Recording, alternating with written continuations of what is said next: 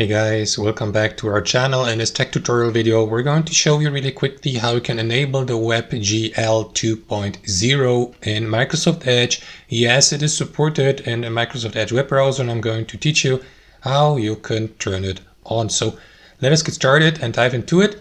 Launch the Microsoft Edge web browser, and before you enable the WebGL 2.0, you will first need to enable the hardware or graphics acceleration here on your Edge web browser. To do that, click into these three dots here in the top right and access your browser settings here at the bottom.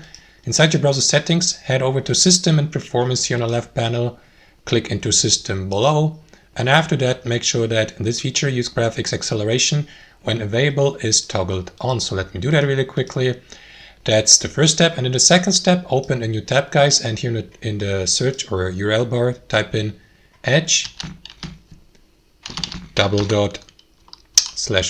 and another // flags. And again, guys, edge // flags, and press enter to access the experiments feature here on Edge. And last but not least, guys, simply type in the search bar WebGL.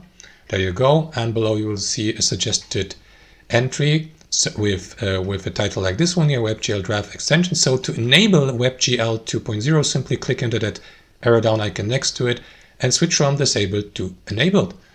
Also make sure that you save these changes by clicking on restart to relaunch your Edge web browser, and after that these changes and edits should be working. If you'd like to switch back to the previous version, guys, simply disable WebGL 2.0 by selecting disabled here and restart Edge again. And that should do it, guys. Hope you enjoyed this video, got some value from it, and we'll see you next time on our channel.